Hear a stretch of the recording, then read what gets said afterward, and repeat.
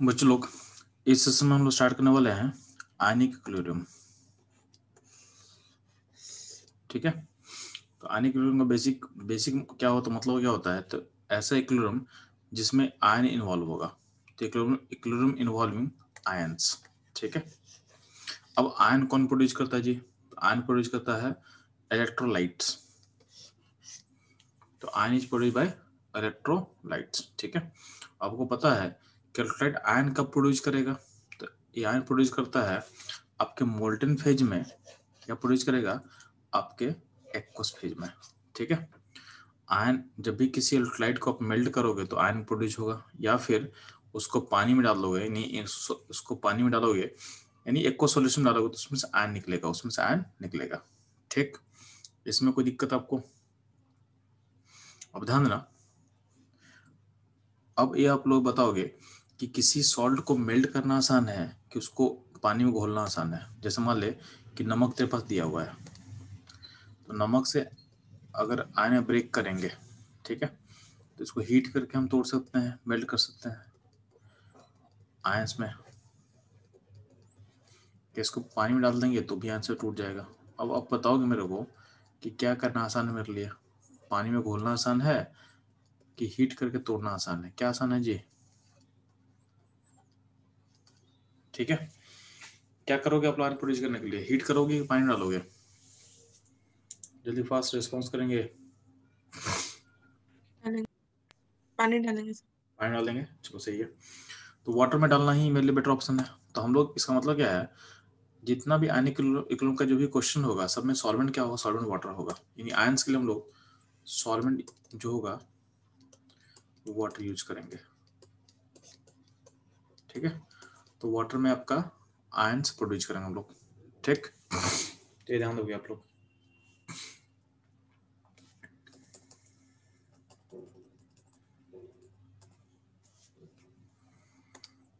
ठीक है, अब ध्यान देना, जब भी हम बात करते हैं एक्वा सॉल्यूशन में, तो एक्वा सॉल्यूशन में हम आपको पहले पढ़ा चुके हैं कि केपी डिफाइन नहीं होता है।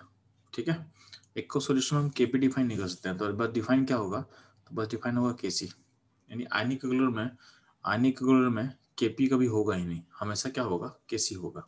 ठीक है, किसी भी एक्वा सिस्टम के लिए हम कभी भी केपी डिफाइन नहीं कर पाएंगे, या वो बताया जा चुका है। ठीक, तो हम लोग क्या पढ़े हैं? तो हम लोग जो आयनिक इक्विलिब्रियम पढ़ने वाले हैं उसमें सिस्टम का है वो एक्वस होगा। अब ध्यान देना, जो इलेक्ट्रोलाइट होता है उसको दो पार्ट बांटा गया है। आपका जो इलेक्ट्रोलाइट होता है दो पार्ट बांटा गया है। कुछ को बोला गया है वीक इलेक्ट्रोलाइट, क्या बोला गया है? Weak electrolyte. कुछ को बोला गया है स्ट्रॉन्ग इलेक्ट्रोलाइट। वीक होता है, कुछ क्या होता है चलो स्ट्रॉन्ग होता है। अब ध्यान देना, स्ट्रॉन्ग और वीक का क्लासिफाई करने का लॉजिक क्या हुई, वो भी ध्यान से सुना आप लोग।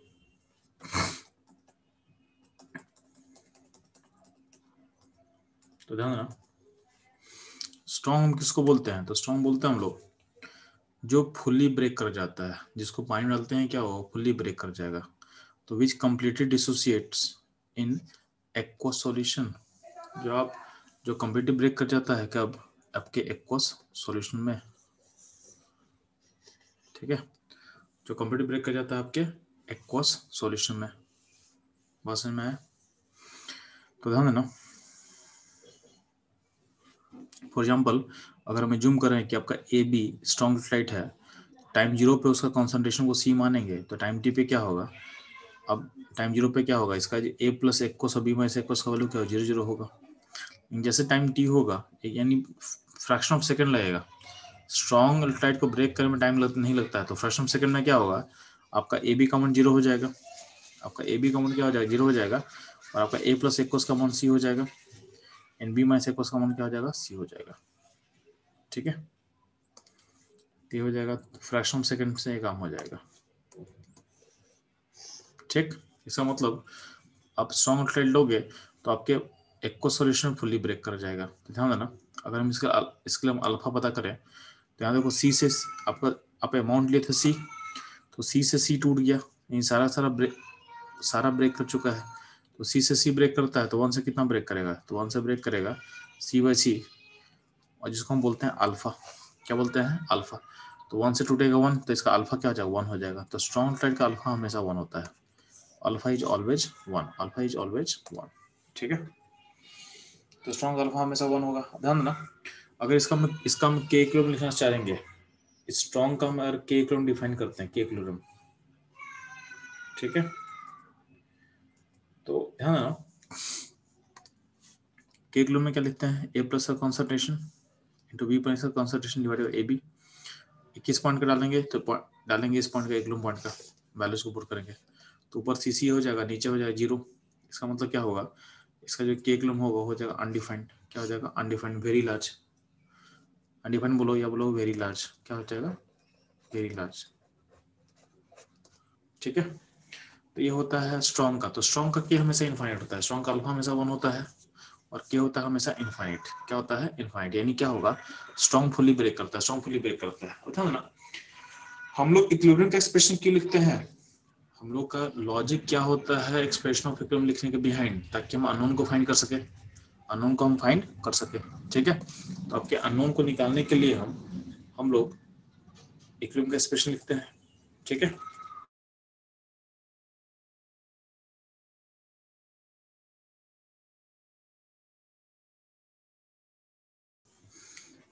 तो बच्चों लोग, हम लोग इक्विलिब्रियम एक्सप्रेशन क्यों लिखते हैं, तो हम लोग एक्सप्रेशन लिखते हैं ताकि हम वेरिएबल के वैल्यू को पता कर सके। अब ध्यान देना, स्ट्रॉन्ग अगर इलेक्ट्रोलाइट होगा तो इसमें कोई वेरिएबल ही नहीं है। जैसे मान लें कि आप ए बी को सी डाले तो ए प्लस कितना मिलेगा, तो ए प्लस मिलेगा सी, ठीक है। और बी माइनस कितना मिलेगा, सी मिलेगा। तो आपको, आपके देखो कोई भी अननोन बचा क्या, ए प्लस का वैल्यू पता है आपको सी है, बी माइनस का वैल्यू पता है सी है, तो इसमें कोई अननोन ही नहीं है। कोई अननोन जब नहीं है तो हम बिना मतलब का इक्वेशन क्यों लिखेंगे, एक्स्ट्रा काम क्यों करेंगे हम, ठीक है।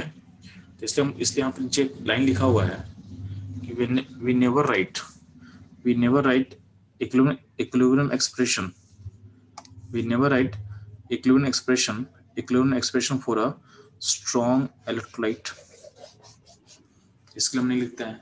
लॉजिक सिंपल है ना, जब वेरिएबल ही कोई चीज वेरिएबल ही नहीं तो इक्वेशन लिख के क्या करेंगे, ठीक है। बात समझ में आया, इसलिए हम कभी स्ट्रॉन्ग इलेक्ट्रोलाइट के लिए हम लोग इक्वेशन नहीं लिखते हैं, ठीक। बता ना, अगर हम बात करते हैं वीक का, तो वीक इलेक्ट्रोलाइट किसको बोला गया जी, तो वीक इलेक्ट्रोलाइट उसको बोला गया है जो कि पार्सली डिसोसिएट करता है, जो कि पार्सली टूटेगा, जो कि पार्सली डिसोसिएट करेगा।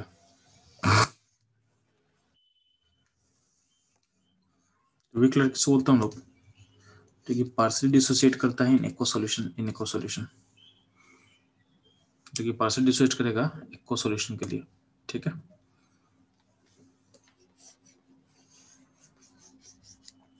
ठीक,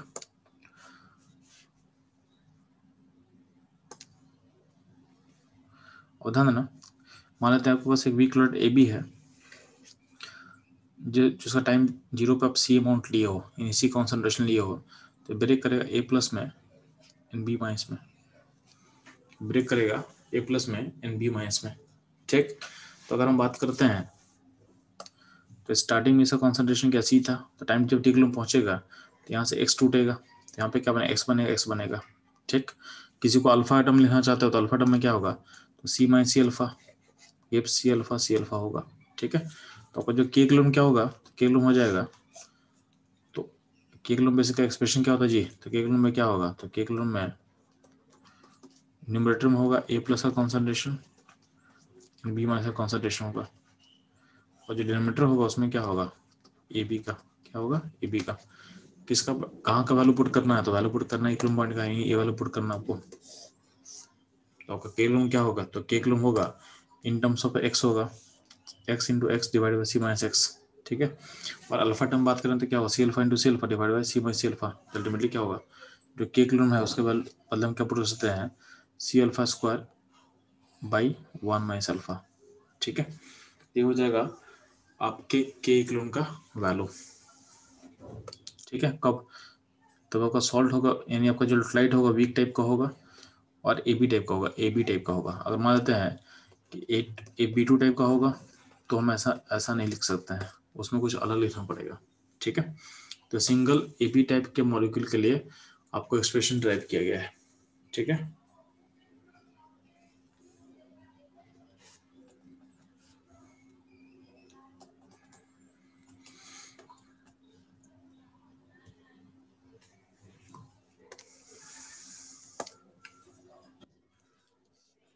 तो सी से मान लेते सी से टूटता है एक्स, तो एक्स तो 1 से टूटेगा एक्स बाई सी, और यही होता है अल्फा। एक्स क्या होगा, सी अल्फा होगा, एक्स क्या होगा, सी अल्फा होगा। अब ध्यान देना,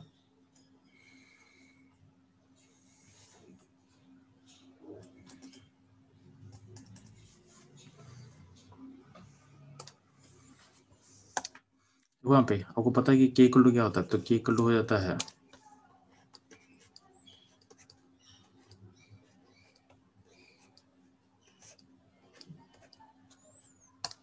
के इक्वल टू क्या हो जाए जी, C alpha square 1 minus alpha है, 1 माइनस अल्फा है, ते हुए के। ठीक है, अगर मान लें कि हम एज्यूम कर रहे हैं कि अल्फा मेरा छोटा है, कितना छोटा है जी, तो बोला गया 0.05। यहाँ पे देखो, यहाँ पे इस नोट्स में हर जगह 0.1 लिखा होगा, लेकिन हम क्या बोल रहे हैं, बेटर क्या होगा, बेटर होगा जब 0.05 मानो। तो जहां जहां पर नोट्स में 0.01 लिखा होगा ना,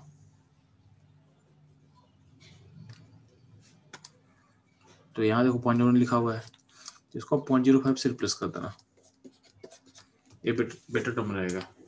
ठीक है, तो जब भी अल्फा का वैल्यू 0.05 से छोटा हो,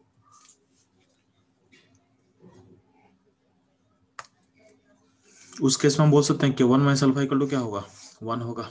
ठीक है, तो उस केस में हम नीचे वाले 1 माइनस अल्फा को 1 लिख सकते हैं, तो क्या होगा, के इक्वल टू क्या होगा, तो के इक्वल टू होगा सी अल्फा स्क्वायर, क्या होगा, सी अल्फा स्क्वायर होगा।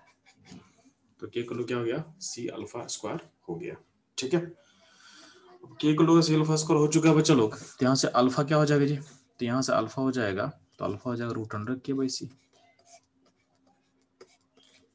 क्या हो जाएगा अल्फा का वैल्यू, ये हो जाएगा आपके अल्फा का वैल्यू।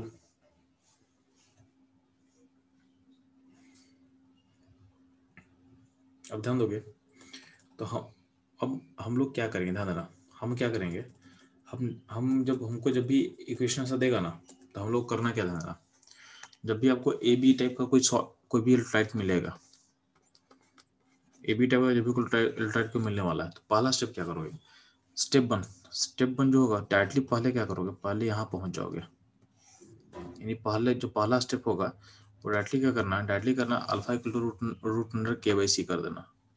ठीक है,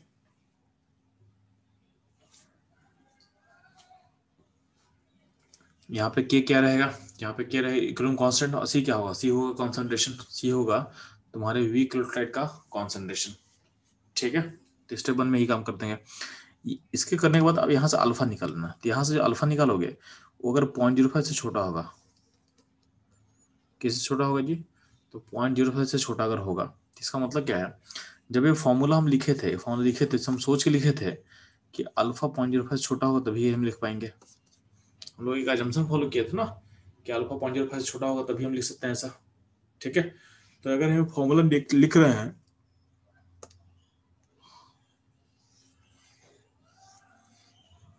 तो इस फॉर्मूला को लिखने का मतलब है बाय डिफॉल्ट हम एज्यूम कर चुके हैं कि अल्फा मेरा इससे छोटा होगा, 0.05 छोटा होगा। ठीक है, और अगर इस फॉर्मूला से भी अल्फा 0.05 से छोटा निकल के आ रहा है, तो हमें सोच के लिख रहे हैं इस फॉर्मूला को कि अल्फा का वैल्यू 0.05 से छोटा होगा, और आपका जो अल्फा है वही 0.05 से छोटा अगर आ गया, तो इसका मतलब आप जो सोचे थे सही सोचे थे, यानी आपका जो अजम्पशन है करेक्ट है।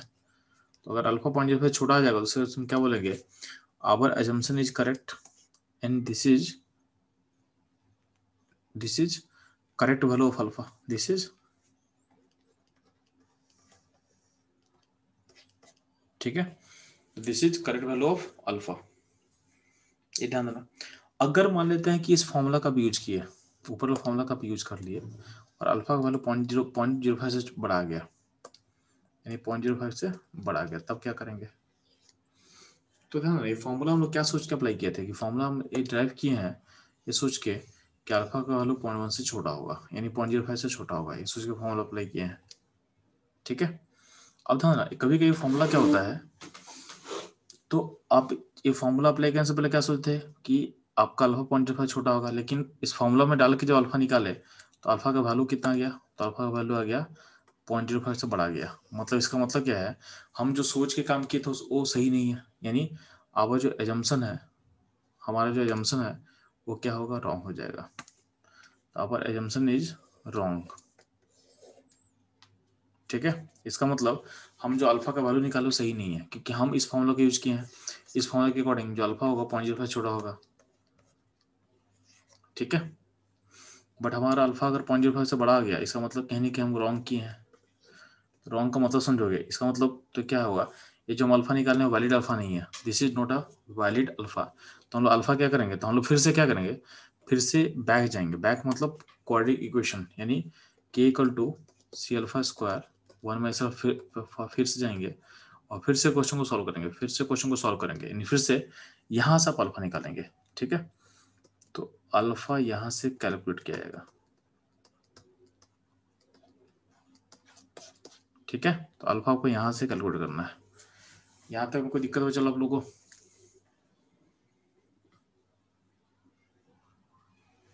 यहाँ तो कोई प्रॉब्लम है? Madhu, Lakshmi, Krishnapriya? No sir. No sir.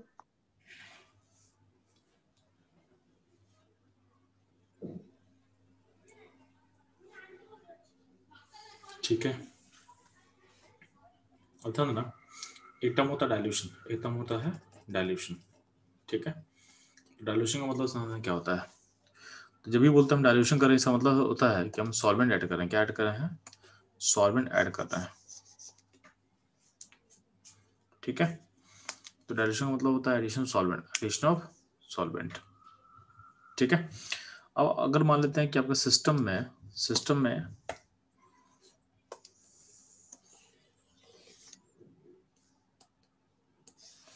आपका सिस्टम ऐसा मानता है कि इसका कुछ वी वॉल्यूम है सिस्टम का,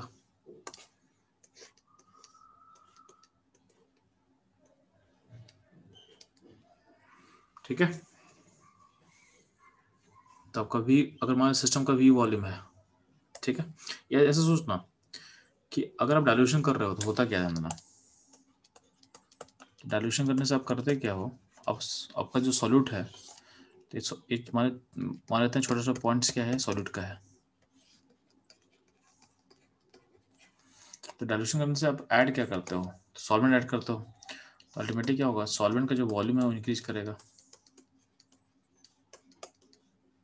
या फिर आप बोल सकते हो, अगर आप सॉल्वेंट ऐड करोगे तो वॉल्यूम ऑफ सॉल्यूशन में क्या होगा, इंक्रीज करेगा। सॉल्यूट का नंबर अमाउंट छोड़ देना, सॉल्यूशन एंड सॉल्वेंट का जो एट्रीब्यूट्स है वो क्या होगा, सॉल्यूशन एंड सॉल्वेंट का जो एट्रीब्यूट्स है वो इंक्रीज करने वाला है, वो इंक्रीज करने वाला है। तो वही चैन लिखा हुआ है,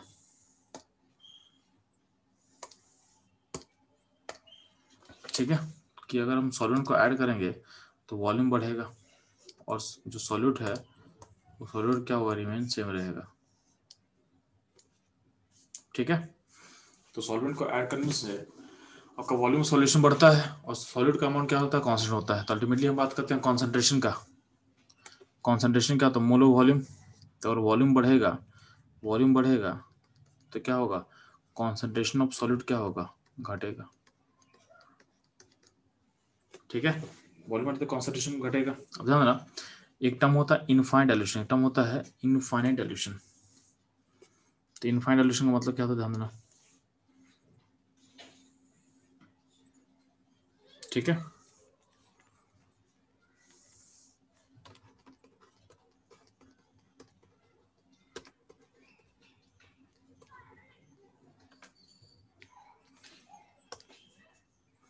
तो इनफाइनाइट डाइल्यूशन का मतलब क्या होता है जी,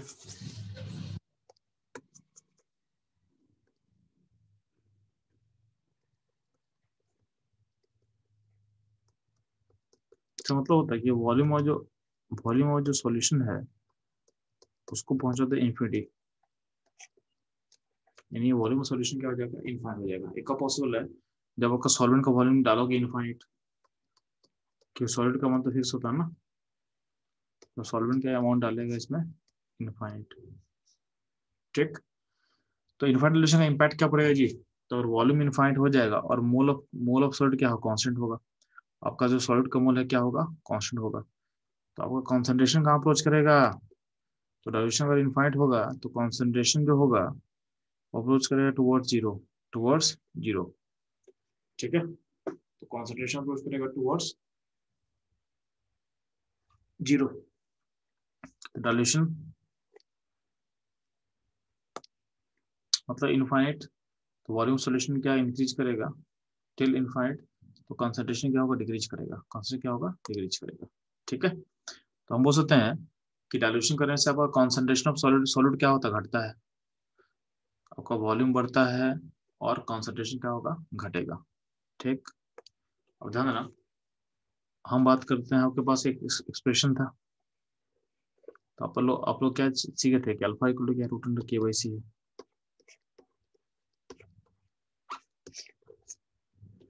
ठीक, तो अगर वॉल्यूम बढ़ाओगे कॉन्सेंट्रेशन घटेगा, तो आपका अल्फा क्या होगा बढ़ेगा।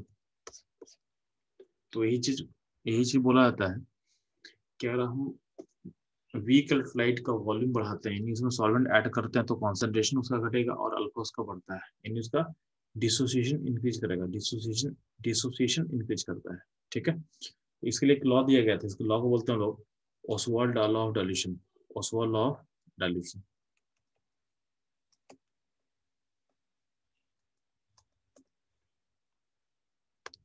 तो ध्यान रखना जो ऑसवाल्ड लॉ ऑफ डाइल्यूशन है ये किसके लिए दिया गया था, तो दिया गया था वीक इलेक्ट्रोलाइट के लिए। इसका मतलब है ध्यान देना, इसका मतलब स्टेटमेंट क्या होता है ध्यान देना, अपॉन डाइल्यूशन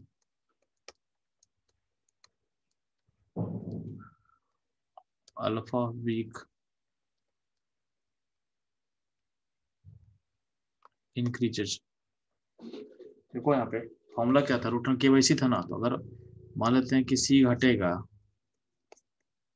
तो क्या होगा अल्फा इंक्रीज करेगा, तो अल्फा क्या होगा, अल्फा किसका, तो अल्फा वीक इलेक्ट्रोलाइट का घटता है, अल्फा वीक इलेक्ट्रोलाइट का घटता है। और था ना अगर ऐसा हम बोलते हैं, तो अगर मान लेते हैं इस एक्सप्रेशन को चेक करो, तो अगर हम बोला गया कि इनफाइनाइट डाइल्यूशन पे सी का अल्फा का वैल्यू क्या होगा, अल्फा का वैल्यू क्या होगा, इनफाइनाइट डाइल्यूशन पे अल्फा का वैल्यू क्या होगा। ध्यान देना अगर आप ऐसे निकालते हो तो इनफाइनाइट डाइल्यूशन पे सी कहाँ होता है, जीरो होता है, तो उसके लिए अगर आप फॉर्मूला अप्लाई करोगे रूट अंडर के बाई सी, तो ये आपको वैलिड नहीं दिखेगा। क्यों, क्योंकि यहाँ से जो अल्फा है वो अल्फा वैल्यू आ जाएगा, तो एट वॉल्यूम इनफाइनाइट अल्फा का वैल्यू अप्रोच कर जाएगा बहुत ज़्यादा। ठीक है, तो अल्फा वैल्यू बहुत ज़्यादा रीच कर, अल्फा का वैल्यू बहुत ज़्यादा रीच कर जाएगा, मतलब कितना पहुंच जाएगा, तो अगर वॉल्यूम इनफाइनाइट का तो कॉन्सेंट्रेशन का जीरो अप्रोच करेगा, तो उसके इसमें आपका जो अल्फा वैल्यू हो जाएगा इनफाइनाइट, क्या हो जाएगा इनफाइनाइट हो जाएगा। ठीक है, जो कि पॉसिबल नहीं, जो कि पॉसिबल नहीं, तो प्रॉब्लम क्या कर दी यहाँ पे, तो विच इज इम्पॉसिबल, क्योंकि ये पॉसिबल ही नहीं है कि अल्फा का मैक्सिमम वैल्यू कितना पॉसिबल है, अल्फा का मैक्स वैल्यू कितना पॉसिबल है जी, तो अल्फा का मैक्स वैल्यू होता है 1, तो अल्फा का मैक्सिमम वैल्यू हो सकता है 1। ठीक है, उससे ज्यादा नहीं जाएगा अल्फा। ठीक, आखिर प्रॉब्लम क्या हो रहा है, इस फॉर्मूला में दिक्कत क्या हो रहा है कि यहाँ पे इनफाइनाइट आ रहा है। तो ध्यान ना ये फॉर्मूला हम निकाले थे ना, जब हम लोग इस फॉर्मूला को निकाले थे अल्फा बाई के बाई सी है, ये फॉर्मूला हर जगह वैलिड नहीं था, वैलिड था जब जब ठीक है जब अल्फा का वैल्यू 0.05 से छोटा हो, उसके लिए वैलिड है। अब ध्यान ना अगर आप डाइल्यूशन करते हो, तो डाइल्यूशन करने का मतलब क्या होता है, वॉल्यूम बढ़ाते हो, वॉल्यूम बढ़ाओगे तो कॉन्सेंट्रेशन घटेगा। ठीक है, कॉन्सेंट्रेशन घटेगा तो क्या अल्फा बढ़ेगा, और अल्फा बढ़ के अल्फा बढ़ेगा बढ़ेगा बढ़ेगा, एक पॉइंट ऐसा आ जाता है जब अल्फा का वैल्यू क्या होता है पॉइंट, अल्फा का वैल्यू 0.05 से ज्यादा हो जाएगा। ठीक है, एक पॉइंट ऐसा आएगा जब अल्फा का वैल्यू 0.05 ज्यादा आएगा, उस केस में उस पॉइंट के बाद इस फॉर्मूला का यूज नहीं कर सकते हैं, उस पॉइंट के बाद हम इस फॉर्मूला का यूज नहीं कर सकते हैं, अल्फा इक्वल टू रूट के बाई सी वाला फॉर्मूला को हम यूज नहीं कर सकते हैं। तो उस केस में वो क्या करना पड़ेगा, उस केस में हमको आपको ये यूज करना पड़ेगा। ठीक है, कौन सा, के इक्वल टू क्या होगा C alpha square 1 minus alpha, use this. तो चूंकि अगर वॉल्यूम बढ़ा के कर देंगे इनफाइनाइट, तो कॉन्सेंट्रेशन कहाँ पहुंच जाएगा जीरो, तो कॉन्सेंट्रेशन जीरो पे सी को जीरो पुट कर दो, तो सी को जीरो पुट कर दो तो क्या होगा के 1 माइनस के इक्वल टू राइट में क्या हो जाएगा, 0 हो जाएगा। राइट में क्या हो जाएगा, 0 हो जाएगा। उदाहरण ना, इसका मतलब क्या है कि 1 माइनस के इक्वल टू 0। इसका मतलब क्या है, 1 इक्वल टू के नहीं, यहाँ पे के को मतलब पुट करो अल्फा, ये अल्फा है, यहाँ पे ये अल्फा है आपका, ठीक है। तो ये ठीक, तो यहाँ पे इसको 0 से इक्वेट कर चुके हैं। तो ध्यान देना, ये लास्ट वाला पॉइंट फिर से मैं कर दे रहा हूँ। तो यहाँ पे हम क्या बोले कि वॉल्यूम इन्फिनिटी पे क्या, कॉन्सेंट्रेशन 0, तो ये पार्ट हट जाएगा, 0 हो जाएगा। तो क्या होगा, के 1 माइनस अल्फा इक्वल टू क्या होगा, 0, यानी 1 माइनस अल्फा इक्वल टू क्या होगा, 0। अल्टीमेटली क्या होगा, अल्फा क्या हो जाएगा, 1 हो जाएगा। अल्फा क्या हो जाएगा, 1 हो जाएगा। यानी इसका मतलब क्या है कि व्हीकल फ्लाइट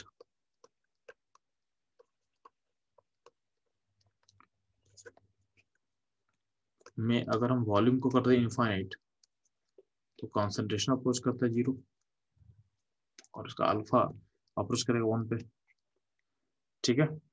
तो अल्फा 1 कब होगा वीक का, तो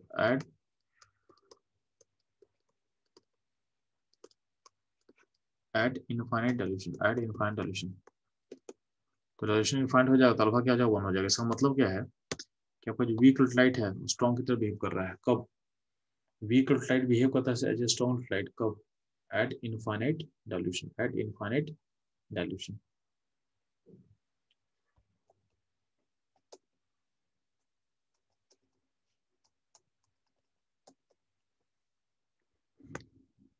तो एक लाइन लिखेंगे हम लोग। लाइन क्या आपके लिए है कि at infinite dilution weak light behave as a strong light, ठीक है। तो ये लाइन आपके लिए बहुत इंपॉर्टेंट है। At infinite dilution weak light behave as a strong light, और उसका जो अल्फा होता है, अल्फा वैल्यू क्या हो जाएगा, 1 हो जाएगा। क्या हो जाएगा, 1 हो जाएगा, ठीक है। अब ध्यान बच लो, जब लाइट होता है को 2 कैटेगरी में बांटा गया है, स्ट्रॉन्ग एंड वीक। कुछ लाइट को आइडेंटिफाई करने आना चाहिए। तो हम क्या हो रहे हैं कि स्ट्रॉन्ग लाइट के अंदर स्ट्रॉन्ग एसिड पॉसिबल है।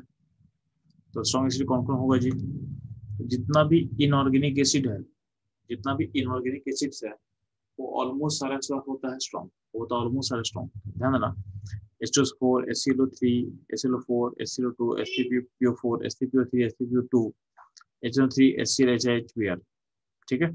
ये सारा का सारा एसिड क्या हो, स्ट्रॉन्ग बिहेव करेगा। कुछ होता है वीक, कुछ होता है स्ट्रॉन्ग बेस होता है। तो स्ट्रॉन्ग लाइट में स्ट्रॉन्ग एसिड हो गया, स्ट्रॉन्ग बेस जान ले, NaOH, KOH, RbOH, ये सब क्या है, स्ट्रॉन्ग बेस है, सब स्ट्रॉन्ग बेस है, ठीक है।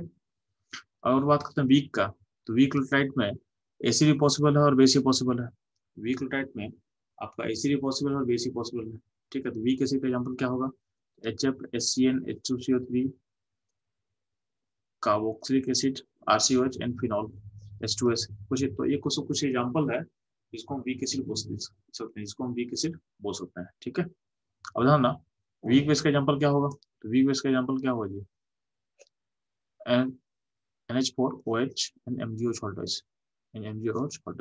ठीक है। तो ये कुछ एग्जाम्पल है। इसके अलावा क्या होता है, इसके अलावा आप देखोगे तो कोई भी एन सेंटर जिसपे लोन पेयर है, वो बेस की तरह काम करेगा, ठीक है। तो कोई भी एन सेंटर होगा जिसपे लोन पेयर होगा, वो भी बेस की तरह काम करेगा। कैसा बेस होगा जी, ये सब होगा लेबिस बेस बोल सकते हो, या फिर बोल सकते हो ब्रॉन्सर बेस, यानी चीजों को एक्सेप्ट करेगा, चीजों को एक्सेप्ट करने वाला होगा, ठीक है।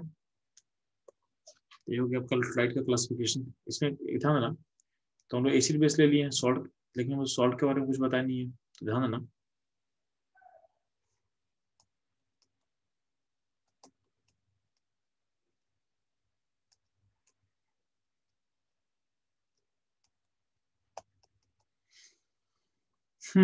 तो हम सॉल्ट की बात करते हैं, तो salt is always strong light.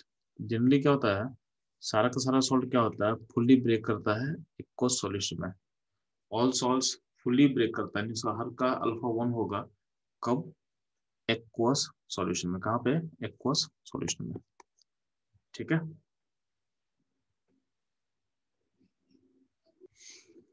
तो हम लोग क्या बोल चुके हो, चलो कि जो सॉल्ट होता है, सॉल्ट हमेशा स्ट्रॉन्ग की तरह बिहेव करता है। तो सॉल्ट, जो भी सॉल्ट लोगे तो एसिड में स्ट्रॉन्ग वीक होगा, बेस में स्ट्रॉन्ग वीक होता है। सॉल्ट क्या होता है, सॉल्ट इज जनरली स्ट्रॉन्ग होता है। कभी कभी सॉल्ट वीक होगा, लेकिन जनरली यहाँ पे ऑलवेज आप हटा सकते हैं। आप ऑलवेज बट हटा के बोलोगे सॉल्ट इज जनरली क्या होता है, जनरली होता है